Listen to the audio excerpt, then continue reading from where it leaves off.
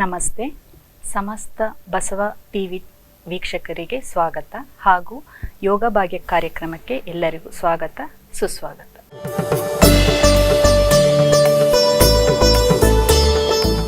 ಇಂದಿನ ಸಂಚಿಕೆಯಲ್ಲಿ ಕೋವಿಡ್-19ಗೆ ಯಾವ ಪ್ರಾಣಾಯಾಮಗಳು ಉಪಯುಕ್ತ ಅಂತ ನೋಡೋಣ ಬನ್ನಿ. ವೀಕ್ಷಕರೇ, ನಮಗೆಲ್ಲ ಗೊತ್ತಿರೋ ಹಾಗೆ ಕೋವಿಡ್-19 ಕರೋನಾ ವೈರಸ್ಸಿಂದ ಬರುತ್ತೆ. ಇದನ್ನು ರೆಸ್ಪಿರೇಟರಿ ಡಿಸೀಸ್ ಅಂದರೆ ಶ್ವಾಸಕೋಶದ ಡಿಸೀಸ್ ಅಂತಲೂ ಹೇಳ್ಬೋದು. ಯಾಕೆಂದರೆ ಇದು ಡೈರೆಕ್ಟಾಗಿ ನಮ್ಮ ಲಂಗ್ಸಿನ ಮೇಲೆ ಎಫೆಕ್ಟ್ ಆಗೋದ್ರಿಂದ ಉಸಿರಾಟದ ತೊಂದರೆ ಉಂಟಾಗಿ ದೇಹದಲ್ಲಿ ಆಕ್ಸಿಜನ್ ಸಪ್ಲೈ, ಆಮ್ಲಜನಕ ಸಪ್ಲೈ ಕಮ್ಮಿ ಆಗುತ್ತೆ. ಇದರಿಂದ ಇಮ್ಯುನಿಟಿ ಕಮ್ಮಿಯಾಗಿ ಡೈಜೆಷನ್ ಸಿಸ್ಟಮ್ಗೂ ಎಫೆಕ್ಟ್ ಆಗಿ ಡೈಜೆಷನ್ನು ಕಮ್ಮಿ ಆಗುತ್ತೆ. ಪ್ರಾಣಾಯಾಮ ಮಾಡೋದ್ರಿಂದ ನಮ್ಮ 2 ನಾಸ್ಟ್ರಿಲ್ ಪ್ಯಾಸೇಜ್ ಕ್ಲಿಯರ್ ಆಗಿ ಆಕ್ಸಿಜನ್ ಸಪ್ಲೈ ಜಾಸ್ತಿ ಆಗುತ್ತೆ ಮತ್ತು ದೇಹದ ಎಲ್ಲ ಅಂಗಗಳಿಗೆ ಆಕ್ಸಿಜನ್ ಸಪ್ಲೈ ಜಾಸ್ತಿ ಆಗೋದ್ರಿಂದ ಡೈಜೆಷನ್ ಪವರ್ ಇಂಪ್ರೂವ್ ಆಗುತ್ತೆ, ಇಮ್ಯುನಿಟಿ ಇಂಪ್ರೂವ್ ಆಗುತ್ತೆ ಮತ್ತು ಲಂಗ್ಸ್ ಕೆಪಾಸಿಟಿ ಜಾಸ್ತಿ ಆಗುತ್ತೆ. ನಾರ್ಮಲ್ ಆಗಿ ನಾವು ಪ್ರಾಣಾಯಾಮ ಮಾಡುವಾಗ ಉಸಿರಾಟ ಜಾಸ್ತಿ ದೀರ್ಘಕಾಲ ತಗೊತೀವಿ, ಹಾಗೆ ಉಸಿರಾಟವನ್ನು ನಿಧಾನವಾಗಿ ಬಿಡ್ತೀವಿ. ಇದರಿಂದ ದೇಹದಲ್ಲಿ ಆಕ್ಸಿಜನ್ ಸಪ್ಲೈ ಜಾಸ್ತಿ ಆಗುತ್ತೆ ಮತ್ತು ದೇಹದಲ್ಲಿ ಆಕ್ಸಿಜನ್ ಸಪ್ಲೈ ಜಾಸ್ತಿಯಾಗಿ ಅಂಗಾಂಗಗಳು ಸರಿಯಾಗಿ ಕೆಲಸ ಮಾಡಲು ಸಹಾಯ ಮಾಡುತ್ತೆ. ಹಾಗಾದರೆ ಬನ್ನಿ ವೀಕ್ಷಕರೇ, ಪ್ರಾಣಾಯಾಮ ಅಭ್ಯಾಸ ಮಾಡೋಣ. ಮೊದಲನೆಯ ಪ್ರಾಣಾಯಾಮ ಅನುಲೋಮ ವಿಲೋಮ. ಅನುಲೋಮ ವಿಲೋಮನ ನಾವು ಸಾಧಾರಣ ಉಸಿರಾಟ ಅಂತಲೇ ಹೇಳ್ತೀವಿ. ಯಾಕೆಂದರೆ 2 ಮೂಗಿನಿಂದ ಒಟ್ಟಿಗೆ ಉಸಿರು ತಗೊತೀವಿ, ನಿಧಾನವಾಗಿ ಉಸಿರು ಬಿಡ್ತೀವಿ. ದೈನಂದಿನ ಜೀವನದಲ್ಲಿ ನಾವು ಉಸಿರಾಟ ಮಾಡೋದು ಹಾಗೆ. ಆದರೆ ನಾವು ಯಾವಾಗ ಪ್ರಾಣಾಯಾಮ ಅಭ್ಯಾಸ ಮಾಡ್ತೀವಿ ಆಗ ನಮ್ಮ ಗಮನ ಪೂರ್ತಿಯಾಗಿ ಉಸಿರನ್ನು ಒಳಗೆ ತಗೊಳ್ಳೋದ್ರಲ್ಲಿ, ಉಸಿರನ್ನು ಹೊರಗೆ ಬಿಡೋದ್ರಲ್ಲಿ ಮತ್ತು ನಿಯಂತ್ರಣದಲ್ಲಿ ಇಟ್ಕೊಳ್ಳೋದನ್ನು ಜಾಸ್ತಿ ಗಮನ ಕೊಡೋದ್ರಿಂದ ದೇಹದಲ್ಲಿ ಆಮ್ಲಜನಕ ಜಾಸ್ತಿ ಆಗುತ್ತೆ. ಹಾಗಾದರೆ ಬನ್ನಿ ಅನುಲೋಮ ವಿಲೋಮ ಅಭ್ಯಾಸ ಮಾಡುವ. ಅನುಲೋಮ ವಿಲೋಮ ಅಭ್ಯಾಸ ಮಾಡೋದಕ್ಕೆ ಯಾವುದಾದ್ರು ಕಂಫರ್ಟೇಬಲ್ ಪೋಸಲ್ಲಿ ಕೂತ್ಕೊಳ್ಳಿ. ಪದ್ಮಾಸನ, ಸುಖಾಸನ ಅಥವಾ ಅರ್ಧ ಪದ್ಮಾಸನದಲ್ಲಿ ಬೇಕಾದ್ರೂ ಕೂತ್ಕೊಳ್ಬೋದು. ಕೆಳಗೆ ಕೂತ್ಕೊಂಡು ಮಾಡೋಕ್ಕಾಗಲ್ಲ ಅಂದರೆ ಚೇರ್ ಸಹಾಯದಿಂದಲೂ ಕೂತ್ಕೊಂಡು ಮಾಡಬಹುದು. 2 ಕೈಯಲ್ಲಿ ಚಿನ್ಮುದ್ರ, ಹೆಬ್ಬೆರಳು ಮತ್ತು ತೋರು ಬೆರಳನ್ನು ಟಚ್ ಮಾಡಿ ಇದನ್ನು ಕಾಲ ಮೇಲೆ ಇಟ್ಕೊಂಡು ಸೀದಾ ಕೂತ್ಕೊಳ್ಳಿ. ಬೆನ್ನು, ಕತ್ತು ಮತ್ತು ಶೋಲ್ಡರ್ ಸೀದಾ ಇರಬೇಕು. ನೇರ, ನಿಧಾನವಾಗಿ ಕಣ್ಣು ಮುಚ್ಚಿ ಗಮನ ಪೂರ್ತಿಯಾಗಿ ಉಸಿರಾಟದ ಮೇಲಿರಲಿ. ನಿಧಾನವಾಗಿ ಉಸಿರನ್ನು ಒಳಗೆ ತೆಗೆದುಕೊಳ್ಳಿ. ಉಸಿರು ನಿಧಾನವಾಗಿ ಹೊರಗೆ. 2 ಮೂಗಿನಿಂದ ನಿಧಾನವಾಗಿ ಉಸಿರು ಒಳಗೆ, ನಿಧಾನವಾಗಿ ಉಸಿರು ಹೊರಗೆ. ದೀರ್ಘಕಾಲದ ಉಸಿರಾಟ. ನಿಧಾನವಾಗಿ ಉಸಿರು ಒಳಗೆ, ನಿಧಾನವಾಗಿ ಉಸಿರು ಹೊರಗೆ. 2 ಬಾರಿ ನಿಧಾನವಾಗಿ ಉಸಿರು ಒಳಗೆ, ನಿಧಾನವಾಗಿ ಉಸಿರು ಹೊರಗೆ. ಕೊನೆಯ ಬಾರಿ ನಿಧಾನವಾಗಿ ಉಸಿರು ಒಳಗೆ, ಇನ್ಹೇಲ್, ನಿಧಾನವಾಗಿ ಉಸಿರು ಹೊರಗೆ. ಈಗ ವೀಕ್ಷಕರೇ, ನಿಮ್ಮ ಉಸಿರಾಟದ ಮೇಲೆ ಗಮನ ಇರಲಿ. ದೇಹದಲ್ಲಿ ಆಗುತ್ತಿರುವ ಬದಲಾವಣೆಯನ್ನು ಗಮನಿಸಿ.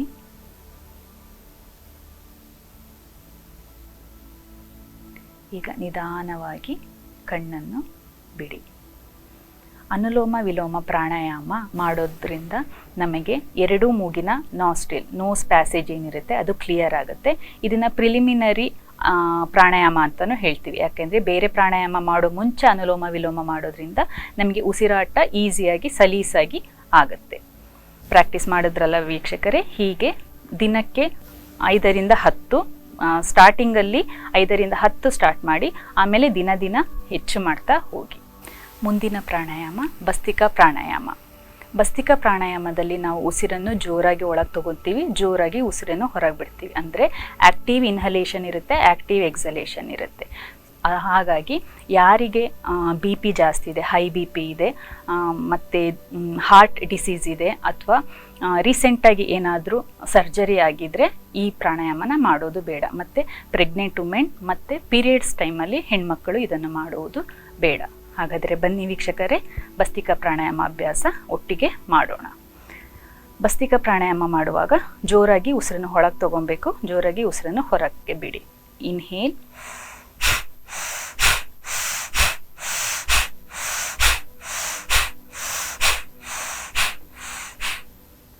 ಹೀಗೆ ಉಸಿರನ್ನು ಜೋರಾಗಿ ಒಳಗೆ ತಗೊಳ್ಬೇಕು, ಜೋರಾಗಿ ಹೊರಗೆ ಬಿಡಬೇಕು. ಗಮನಿಸಿ ವೀಕ್ಷಕರೇ. ಇನ್ನೊಮ್ಮೆ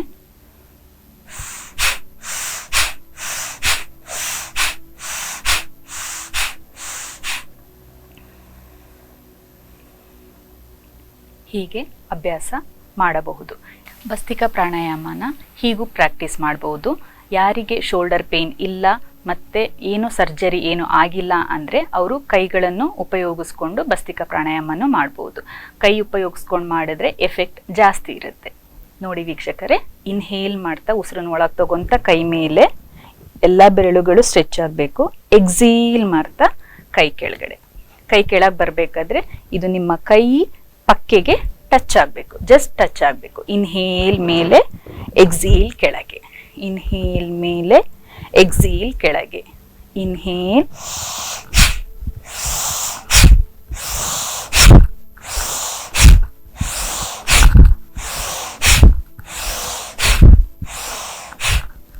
ಹೀಗೆ ನಿಧಾನವಾಗಿ ರಿಲ್ಯಾಕ್ಸ್ ಮಾಡಿ ಕಣ್ಣನ್ನು ನಿಧಾನವಾಗಿ ಮುಚ್ಚಿ ದೇಹದಲ್ಲಿ ಆಗುತ್ತಿರುವ ಬದಲಾವಣೆಯನ್ನು ಗಮನಿಸಿ ನಿಧಾನವಾಗಿ ಉಸಿರು ಒಳಗೆ, ರಿಲ್ಯಾಕ್ಸ್ ಮಾಡ್ತಾ ಉಸಿರು ಹೊರಗೆ. ಇನ್ಹೇಲ್ ಮಾಡ್ತಾ ನಿಧಾನ ಉಸಿರು ಒಳಗೆ, ಎಕ್ಸೀಲ್ ಮಾಡ್ತಾ ಉಸಿರು ಹೊರಗೆ. ನೋಡುದಲ್ಲ ವೀಕ್ಷಕರೇ, ಭಸ್ತ್ರಿಕಾ ಪ್ರಾಣಾಯಾಮ ಹೇಗೆ ಮಾಡೋದು ಅಂತ. ಭಸ್ತ್ರಿಕಾ ಪ್ರಾಣಾಯಾಮ ಮಾಡಿದ್ರೆ ಲಂಗ್ಸ್ ಕೆಪಾಸಿಟಿ ಜಾಸ್ತಿ ಆಗುತ್ತೆ, ಬ್ರೀದಿಂಗ್ ಪ್ಯಾಟ್ರನ್ನು ಇಂಪ್ರೂವ್ ಆಗುತ್ತೆ. ಭಸ್ತ್ರಿಕಾ ಪ್ರಾಣಾಯಾಮನ ಸ್ಟಾರ್ಟಿಂಗ್ 10ರಿಂದ ಪ್ರಾರಂಭಿಸಿ. ಯಾವಾಗ ನಿಮಗೆ ಟಯರ್ಡ್ ಅನಿಸುತ್ತೆ, ಸುಸ್ತು ಅನಿಸುತ್ತೆ, ಪ್ರಾಕ್ಟೀಸನ್ನು ಸ್ಟಾಪ್ ಮಾಡಿ. ಮತ್ತೆ ಸೆಂಟ್ರಲ್ಲಿ ಗ್ಯಾಪ್ ತಗೊಂಡು ಸುಧಾರಿಸ್ಕೊಂಡು ಮತ್ತೆ 5 ಅಥವಾ 10ರವರೆಗೆ ಅಭ್ಯಾಸವನ್ನು ಮಾಡಬಹುದು. ಒಂದೇ ಸಲ ಜಾಸ್ತಿ ಮಾಡೋಕ್ಕೆ ಹೋಗಬೇಡಿ. ಸ್ಟಾರ್ಟಿಂಗ್ 10ರಿಂದ ಸ್ಟಾರ್ಟ್ ಮಾಡಿ, ಸೆಂಟ್ರಲ್ ಗ್ಯಾಪ್ ಕೊಟ್ಟು ಮತ್ತೆ 10 ಮಾಡಿ. ಹೀಗೆ ದಿನದಿಂದ ದಿನಕ್ಕೆ ಜಾಸ್ತಿ ಮಾಡ್ತಾ ಹೋದರೆ ಲಂಗ್ಸ್ ಕೆಪಾಸಿಟಿ ಜಾಸ್ತಿ ಆಗುತ್ತೆ. ಮುಂದಿನ ಪ್ರಾಣಾಯಾಮ ನಾಡಿ ಶುದ್ಧಿ ಪ್ರಾಣಾಯಾಮ. ನಾಡಿ ಶುದ್ಧಿ ಪ್ರಾಣಾಯಾಮನ ಆಲ್ಟರ್ನೇಟ್ ನಾಸ್ಟ್ರಿಲ್ ಬ್ರೀದ್ ಅಂತಲೂ ಹೇಳ್ತೀವಿ, ಅಥವಾ ಬ್ಯಾಲೆನ್ಸಿಂಗ್ ಪ್ರಾಣಾಯಾಮ ಅಂತಲೂ ಹೇಳ್ತೀವಿ.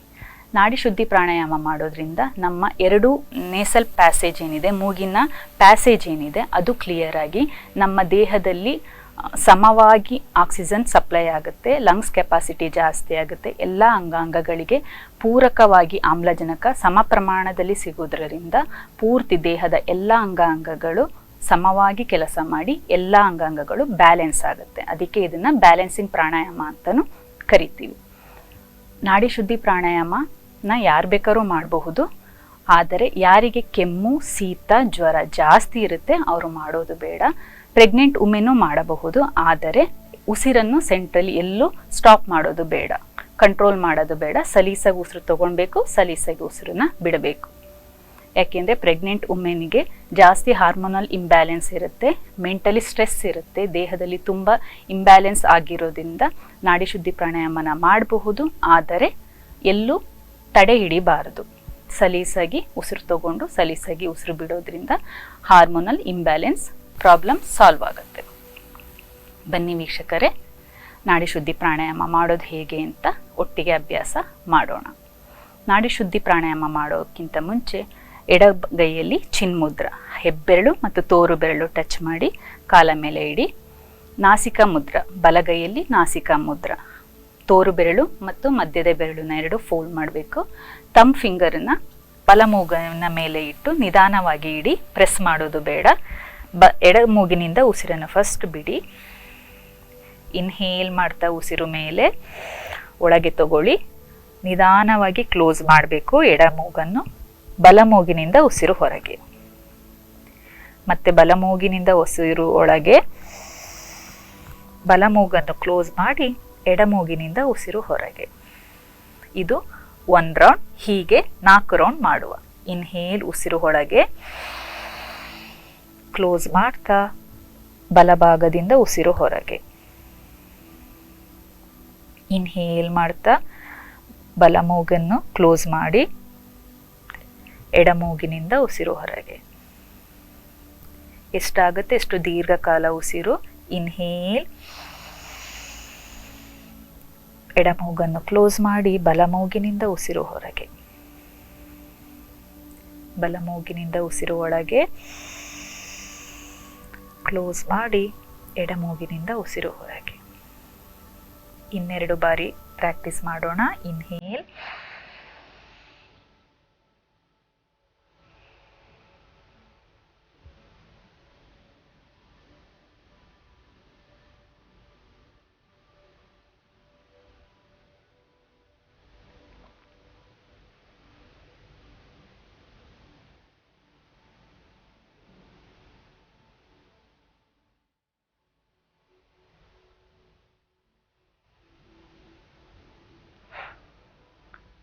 ರಿಲ್ಯಾಕ್ಸ್.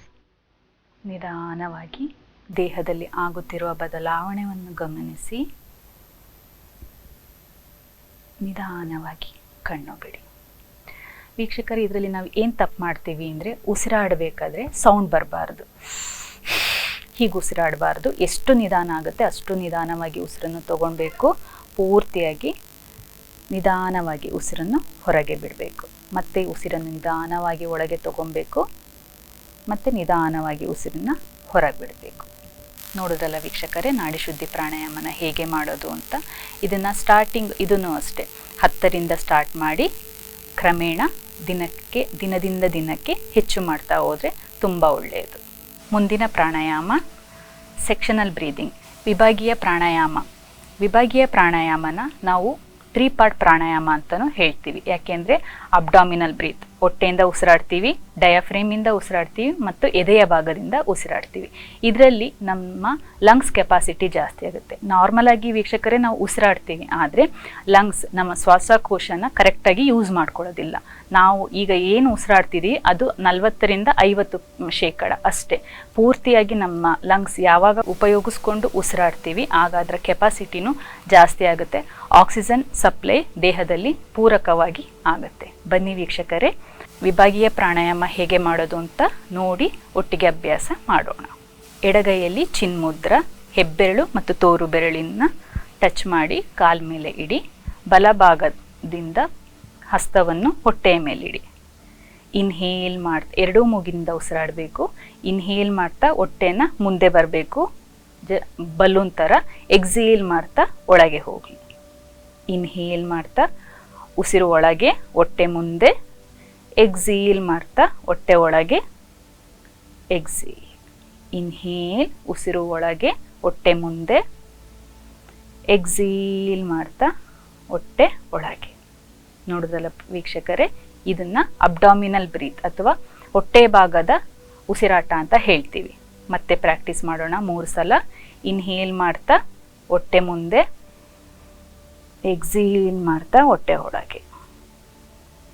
ಇನ್ಹೇಲ್ ಮಾಡ್ತಾ ಹೊಟ್ಟೆ ಮುಂದೆ,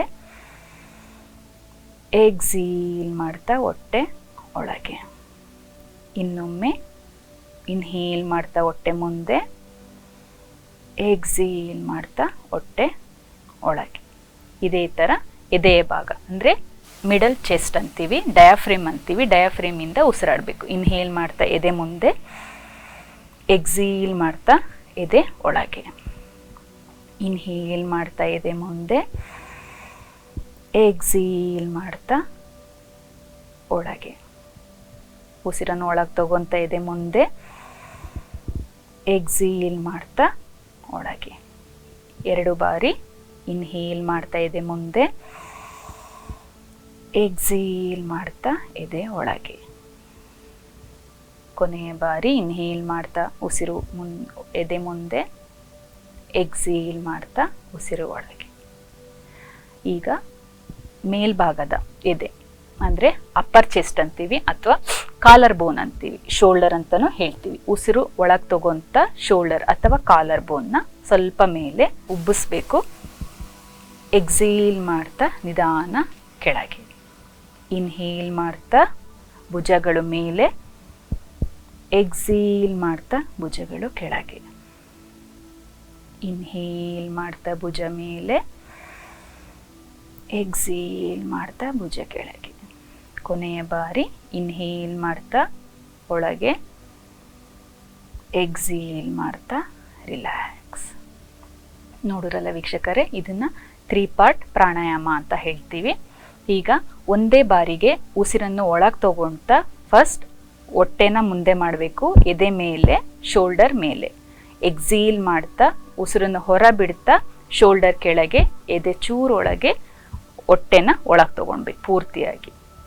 ಒಂದೇ ಉಸಿರಲ್ಲಿ ಮಾಡಬೇಕು. ಇನ್ಹೇಲ್ ಮಾಡ್ತಾ ಹೊಟ್ಟೆ ಮುಂದೆ, ಎದೆ ಮುಂದೆ, ಶೋಲ್ಡರ್ ಮೇಲೆ. ಎಕ್ಸೀಲ್ ಮಾಡ್ತಾ ಮೊದಲು ಶೋಲ್ಡರ್, ಎದೆ, ಹೊಟ್ಟೆ ಒಳಗೆ. ಇದು 1 ರೌಂಡ್. ಇದೇ ಥರ 3 ರೌಂಡ್ ಮಾಡೋಣ. ಕಣ್ಣು ನಿಧಾನವಾಗಿ ಮುಚ್ಚಿ ಇನ್ಹೇಲ್ ಮಾಡ್ತಾ ಹೊಟ್ಟೆ, ಎದೆ, ಶೋಲ್ಡರ್. ಎಕ್ಸೀಲ್ ಮಾಡ್ತಾ ಶೋಲ್ಡರ್ ಕೆಳಗೆ, ಆಮೇಲೆ ಎದೆ, ಆಮೇಲೆ ಹೊಟ್ಟೆ. 2 ಬಾರಿ ಇನ್ಹೇಲ್, ಎಕ್ಸೇಲ್. ಇನ್ಹೇಲ್ ಉಸಿರು ಒಳಗೆ, ಎಕ್ಸೇಲ್ ಉಸಿರು ಹೊರಗೆ.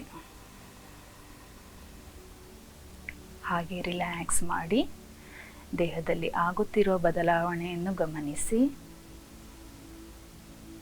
ನಿಧಾನವಾಗಿ ಉಸಿರು ಒಳಗೆ, ರಿಲ್ಯಾಕ್ಸ್ ಮಾಡ್ತಾ ಉಸಿರು ಹೊರಗೆ.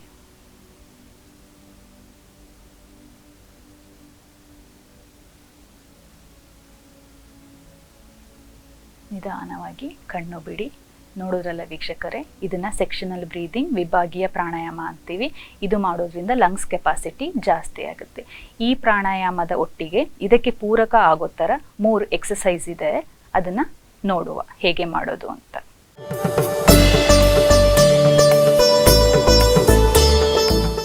ನೋಡೋದ್ರಲ್ಲ ವೀಕ್ಷಕರೇ, ವಿಭಾಗೀಯ ಪ್ರಾಣಾಯಾಮ ಹೇಗೆ ಮಾಡೋದು ಅಂತ. ವಿಭಾಗೀಯ ಪ್ರಾಣಾಯಾಮ ಮಾಡೋದಕ್ಕೆ ಪೂರಕವಾಗಿ 3 ಎಕ್ಸಸೈಸ್ ಇದೆ. ಇದನ್ನು ಮಾಡೋದ್ರಿಂದ ಲಂಗ್ಸ್ ಕೆಪಾಸಿಟಿ ಜಾಸ್ತಿ ಆಗುತ್ತೆ. ಬನ್ನಿ ವೀಕ್ಷಕರೇ, ಹೇಗೆ ಮಾಡುವ ಅಂತ ನೋಡೋಣ. ನಿಂತ್ಕೊಂಡು ಮಾಡೋದು. ಕಾಲು 2 ಭುಜದ ನೇರಕ್ಕೆ ಇರಲಿ, ಜಾಸ್ತಿ ಅಗಲ ಬೇಡ. ರಿಲ್ಯಾಕ್ಸ್ ಮಾಡಿ ಉಸಿರನ್ನು ಒಳಗೆ ತಗೊಂಡು ಉಸಿರನ್ನು ನಿಧಾನವಾಗಿ ಉಸಿರು ಬಿಡಿ. ರಿಲ್ಯಾಕ್ಸ್ ಮಾಡ್ತಾ ಈಗ ಮೊದಲಿಗೆ ಹೊಟ್ಟೆ ಭಾಗ ಅಂತೀವಿ ಅಥವಾ ಲೋಯರ್ ಚೆಸ್ಟ್ ಅಂತೀವಿ, ಅಲ್ಲಿಂದ ಉಸಿರಾಡಬೇಕು. ಇನ್ಹೇಲ್ ಮಾಡ್ತಾ 2 ಕೈ ಮೇಲೆ ಸ್ಟ್ರೆಚ್ ಆಗುತ್ತೆ ನೋಡಿ ವೀಕ್ಷಕರೇ, ಲೋಯರ್ ಅಬ್ಡಾಮಿನ್ ಸ್ಟ್ರೆಚ್ ಆಗುತ್ತೆ. ಎಕ್ಸೀಲ್ ಮಾಡ್ತಾ ನಿಧಾನವಾಗಿ ಉಸಿರು ಹೊರಗೆ. ಕೈ ಮತ್ತು ಉಸಿರಾಟದ ಪ್ರಕ್ರಿಯೆ ಒಟ್ಟಿಗೆ ಬರಲಿ. ಇನ್ಹೇಲ್ ಮಾಡ್ತಾ 2 ಕೈ ಮೇಲೆ, ಎಕ್ಸೀಲ್ ಮಾಡ್ತಾ ಉಸಿರು ಕೆಳಗೆ, ಕೈ 2 ನಿಧಾನವಾಗಿ ಕೆಳಗೆ. ಇನ್ಹೇಲ್ ಮಾಡ್ತಾ ಕೈ 2 ಮೇಲೆ, ಎಕ್ಸೀಲ್ ಮಾಡ್ತಾ ಕೈ ಕೆಳಗೆ. 2 ಬಾರಿ ಇನ್ಹೇಲ್ ಮಾಡ್ತಾ ಕೈ 2 ಮೇಲೆ, ಉಸಿರು ಆದಷ್ಟು ದೀರ್ಘವಾಗಿರಲಿ. ಎಕ್ಸೀಲ್ ಮಾಡ್ತಾ ಕೈ ಕೆಳಗೆ, ನಿಧಾನವಾಗಿ ಉಸಿರು ಬಿಡಿ. ಕೊನೆಯ ಬಾರಿ ಮಾಡುವ. ಇನ್ಹೇಲ್ ಮಾಡ್ತಾ ಕೈ ಮೇಲೆ, ಎಕ್ಸೀಲ್ ಮಾಡ್ತಾ ಕೈ ಕೆಳಗೆ. ನೋಡೋದಲ್ಲ ವೀಕ್ಷಕರೇ, ಇದು ಮಾಡೋದ್ರಿಂದ ಲೋಯರ್ ಚೆಸ್ಟ್ ಎಕ್ಸ್ಪ್ಯಾಂಡ್ ಆಗುತ್ತೆ. ನೆಕ್ಸ್ಟ್ ಮಿಡಲ್ ಚೆಸ್ಟಿಗೆ 2 ಕೈಯನ್ನು ಭುಜದ ನೇರಕ್ಕೆ ತಗೊಂಡು ಬನ್ನಿ. ಹಸ್ತ 2 ಜೊತೆಲಿರಲಿ. ಭುಜ ಮತ್ತು ಕೈ ಬೆರಳು ಸೇಮ್ ಇರಬೇಕು. ಇನ್ಹೇಲ್ ಮಾಡ್ತಾ 2 ಕೈ ಹೊರಗೆ ಸ್ಟ್ರೆಚ್ ಮಾಡಿ ಎಷ್ಟಾಗುತ್ತೆ ಅಷ್ಟು. ಎಕ್ಸೀಲ್ ಮಾಡ್ತಾ ಉಸಿರು ಬಿಡ್ತಾ ಕೈ ಮುಂದೆ. ಇನ್ಹೇಲ್ ಮಾಡ್ತಾ ಕೈ 2 ಹೊರಗೆ, ಚೆಸ್ಟ್ ಎಕ್ಸ್ಪ್ಯಾಂಡ್ ಆಗೋದನ್ನು ಗಮನಿಸಿ ವೀಕ್ಷಕರೇ. ಎಕ್ಸೀಲ್ ಮಾಡ್ತಾ ಹಸ್ತ ಒಟ್ಟಿಗೆ. 2 ಬಾರಿ ಇನ್ಹೇಲ್ ಮಾಡ್ತಾ ಕೈ 2 ದೂರ ಸ್ಟ್ರೆಚ್ ಮಾಡಿ ಎಷ್ಟಾಗುತ್ತೆ ಅಷ್ಟು. ಎಕ್ಸೀಲ್ ಮಾಡ್ತಾ ಕೈ ಒಟ್ಟಿಗೆ. ಕೊನೆಯ ಬಾರಿ ಇನ್ಹೇಲ್ ಮಾಡ್ತಾ ಕೈ 2 ದೂರ ಸ್ಟ್ರೆಚ್ ಮಾಡಿ, ಎಕ್ಸೀಲ್ ಮಾಡ್ತಾ ಕೈ 2 ಒಟ್ಟಿಗೆ. ನೋಡಿದ್ರಲ್ಲ ವೀಕ್ಷಕರೇ, ಇದು ಮಾಡೋದ್ರಿಂದ ನಮ್ಮ ಮಿಡಲ್ ಚೆಸ್ಟ್ ಅಂತೀವಿ, ಇದು ಎಕ್ಸ್ಪ್ಯಾಂಡ್ ಆಗುತ್ತೆ. ಈಗ ಕೊನೆಯದಾಗಿ ಅಪ್ಪರ್ ಚೆಸ್ಟಿಗೆ, ಅಂದರೆ ಕಾಲರ್ ಬೋನ್ ಅಂತೀವಿ ಅಥವಾ ಅಪ್ಪರ್ ಚೆಸ್ಟ್ ಅಂತೀವಿ, ಇದಕ್ಕೆ ಎಕ್ಸ್ಪ್ಯಾಂಡ್ ಆಗೋದಕ್ಕೆ 2 ಹಸ್ತನ ಹೊರಗೆ ತಾಗಿಸ್ಬೇಕು. ಇನ್ಹೇಲ್ ಮಾಡ್ತಾ ಹೊರಗೆ, ಎಕ್ಸೀಲ್ ಮಾಡ್ತಾ ವಾಪಸ್. ಇನ್ಹೇಲ್ ಮಾಡ್ತಾ ಸ್ಟ್ರೆಚ್, ಎಷ್ಟಾಗುತ್ತೆ ಅಷ್ಟು ಸ್ಟ್ರೆಚ್ ಮಾಡಿ. ಎಕ್ಸೀಲ್ ಮಾಡ್ತಾ ವಾಪಸ್ ಬನ್ನಿ. ಇನ್ಹೇಲ್ ಮಾಡ್ತಾ ಉಸಿರು ಒಳಗೆ ತಗೊಂತ ಎಕ್ಸ್ಪ್ಯಾಂಡ್ ಮಾಡಿ. ಫೀಲ್ ಆಗುತ್ತೆ ವೀಕ್ಷಕರೇ, ಗಮನಿಸಿ. ಉಸಿರನ್ನು ಬಿಡ್ತಾ ವಾಪಸ್ ಬನ್ನಿ. ಇನ್ನೆರಡು ಬಾರಿ ಇನ್ಹೇಲ್ ಮಾಡ್ತಾ ಉಸಿರು ತಗೊಂತ ಸ್ಟ್ರೆಚ್ ಆಗಬೇಕು. ಎಕ್ಸೀಲ್ ಮಾಡ್ತಾ ಉಸಿರು ಬಿಡ್ತಾ ವಾಪಸ್. ಕೊನೆಯ ಬಾರಿ ಇನ್ಹೇಲ್ ಮಾಡ್ತಾ ಎರಡು ಕೈ ಹೊರಗೆ, ಎಕ್ಸೀಲ್ ಮಾಡ್ತಾ ಕೈ ಎರಡು ಒಟ್ಟಿಗೆ. ನೋಡಿದ್ರಲ್ಲ ವೀಕ್ಷಕರೇ, ಇದನ್ನು ಸೆಕ್ಷನಲ್ ಬ್ರೀದಿಂಗ್ ಅಥವಾ ವಿಭಾಗೀಯ ಪ್ರಾಣಾಯಾಮಕ್ಕೆ ಪೂರಕವಾಗಿರೋ ಪ್ರಾಣಾಯಾಮ ಅಂತೀವಿ. ಇದರಲ್ಲಿ ಲಂಗ್ಸ್ ಕೆಪಾಸಿಟಿ ಜಾಸ್ತಿ ಆಗುತ್ತೆ. ಇದರಲ್ಲಿ ಗಮನಿಸಬೇಕಾಗಿರೋ ವಿಷಯ ಅಂದರೆ ವೀಕ್ಷಕರೇ, ಕೈ ಯಾವಾಗ ನೀವು ಸ್ಟ್ರೆಚ್ ಮಾಡ್ತೀರಾ ಅದರ ಒಟ್ಟಿಗೆ ಉಸಿರು ಹಾಗೆ ತೊಗೊಳ್ಬೇಕು. ಎಷ್ಟಾಗುತ್ತೆ ಅಷ್ಟು ಸ್ಟ್ರೆಚ್ ಮಾಡಬೇಕು, ಎಷ್ಟಾಗುತ್ತೆ ಅಷ್ಟು ದೀರ್ಘಕಾಲ ಉಸಿರನ್ನು ಎಳಿಬೇಕು. ನಿಧಾನವಾಗಿ ಉಸಿರಿನ ಒಟ್ಟಿಗೆ ಕೈ ಎರಡು ಒಟ್ಟಿಗೆ. ಹೀಗೆ ಪ್ರಾಕ್ಟೀಸ್ ಮಾಡಿ ವೀಕ್ಷಕರೇ, ಇದರ ಲಾಭವನ್ನು ಪಡೆದುಕೊಳ್ಳಿ. ಈಗ ಹೊಟ್ಟೆಯ ಮೇಲೆ ಮಲಗಿ ಮಾಡುವ ಆಸನಗಳನ್ನು ಮಾಡೋಣ. ಇದರಲ್ಲೂ ಅಷ್ಟೇ ವೀಕ್ಷಕರೇ, ಲಂಗ್ಸ್ ಕೆಪಾಸಿಟಿ ಜಾಸ್ತಿ ಆಗುತ್ತೆ, ಶ್ವಾಸಕೋಶಕ್ಕೆ ಆಕ್ಸಿಜನ್ ತುಂಬ ಸಪ್ಲೈ ಆಗುತ್ತೆ. ಬನ್ನಿ ಹೇಗೆ ಮಾಡೋದು ಅಂತ ಒಟ್ಟಿಗೆ ನೋಡಿ ಅಭ್ಯಾಸ ಮಾಡೋಣ.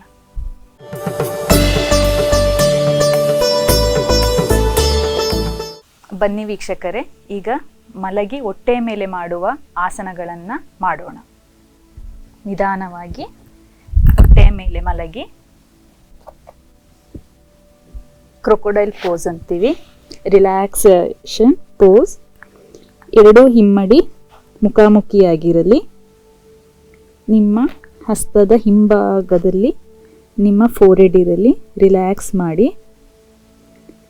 ಉಸಿರನ್ನು ಗಮನಿಸಿ. ಉಸಿರಾಡ್ತಾ ನಿಧಾನವಾಗಿ ಉಸಿರನ್ನು ಒಳಗೆ ತಗೊಳ್ತಾ ಹೊಟ್ಟೆಯ ಭಾಗವನ್ನು ಗಮನಿಸಿ. ಉಸಿರನ್ನು ಬಿಡ್ತಾ ಹೊಟ್ಟೆ ಒಳಗೆ. ಇದನ್ನು ರಿಲ್ಯಾಕ್ಸೇಷನ್ ಪೋಸ್ ಅಂತಲೂ ಹೇಳ್ತೀವಿ. ಮತ್ತು ಯಾರು ಕೋವಿಡ್ ಪೇಷಂಟ್ಸ್ ಇದ್ದರು ಅವರಿಗೆ ಈ ಆಸನದಲ್ಲಿಯೇ ಆಕ್ಸಿಜನ್ ಕೊಡ್ತಾ ಇದ್ರು. ಇದರಲ್ಲಿ ಹೀಗೆ ಮಲಗಿ ಉಸಿರಾಟ ಆಡಿದ್ರೆ ದೇಹಕ್ಕೆ ಅತಿ ವೇಗವಾಗಿ ಆಕ್ಸಿಜನ್ ಸಪ್ಲೈ ಆಗುತ್ತೆ.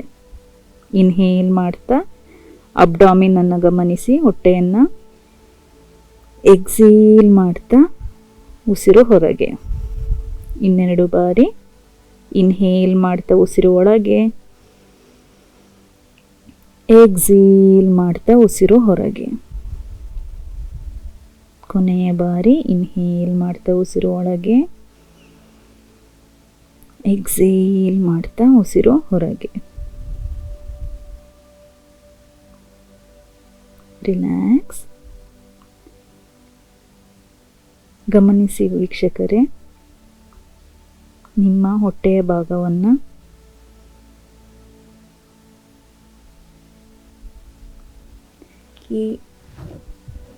ಈ ಆಸನದಲ್ಲಿ ಲಂಗ್ಸ್ ಕೆಪಾಸಿಟಿ ಜಾಸ್ತಿ ಆಗುತ್ತೆ, ಉಸಿರಾಟ ಹೆಚ್ಚಾಗುತ್ತೆ. ಮುಂದಿನ ಆಸನ ಬೇಬಿ ಕೋಬ್ರಾ ಪೋಸ್ ಅಂತೀವಿ. ನಿಮ್ಮದು ಎರಡು ಎಲ್ಬೋ ಎದೆಯ ಮುಂದೆ ಇರಲಿ. ಕಾಲೆರಡು ಒಟ್ಟಿಗೆ, ಕಾಲು ಹಿಂದಕ್ಕೆ ಚಾಚಿ, ಎದೆ ಮುಂದಕ್ಕೆ, ಕತ್ತು ಮೇಲೆ. ಸಾಧಾರಣ ಉಸಿರಾಟ. ಇನ್ಹೇಲ್ ಮಾಡ್ತಾ ಉಸಿರು ಒಳಗೆ, ಎಕ್ಸೇಲ್ ಮಾಡ್ತಾ ಉಸಿರು ಹೊರಗೆ. ಇನ್ಹೇಲ್, ಎಕ್ಸೇಲ್ ಮಾಡ್ತಾ ಉಸಿರು ಹೊರಗೆ. ಇನ್ಹೇಲ್, ಎಕ್ಸೇಲ್ ಮಾಡ್ತಾ ಉಸಿರು ಹೊರಗೆ. ನಿಮ್ಮ ಉಸಿರಾಟವನ್ನು ಗಮನಿಸಿ. ಈಗ ನಿಧಾನವಾಗಿ ಮೇಲೆ ಬಂದು ನೋಡೋದಲ್ಲ ವೀಕ್ಷಕರೇ, ಪ್ರಾಣಾಯಾಮ ಮಾಡೋದು ಹೇಗೆ ಅಂತ ಕೋವಿಡಿಗೆ. ಈ ಎಪಿಸೋಡ್ ನಿಮಗೆ ಇಷ್ಟ ಆಗಿದೆ ಅಂದ್ಕೊತೀನಿ. ಮುಂದಿನ ಸಂಚಿಕೆಯಲ್ಲಿ ಇನ್ನಷ್ಟು ಪ್ರಾಣಾಯಾಮ ಮತ್ತು ಆಸನದೊಂದಿಗೆ ಭೇಟಿಯಾಗೋಣ. ಆದರೆ ಅಲ್ಲಿಯವರೆಗೂ ನಿರಂತರವಾಗಿ ನೋಡ್ತಾ ಇರಿ ಶ್ರೀ ಬಸವ ಟಿವಿ. ಇದು ಸಂಸ್ಕಾರದ ಬೆಳಕು. ಶರಣು ಶರಣ.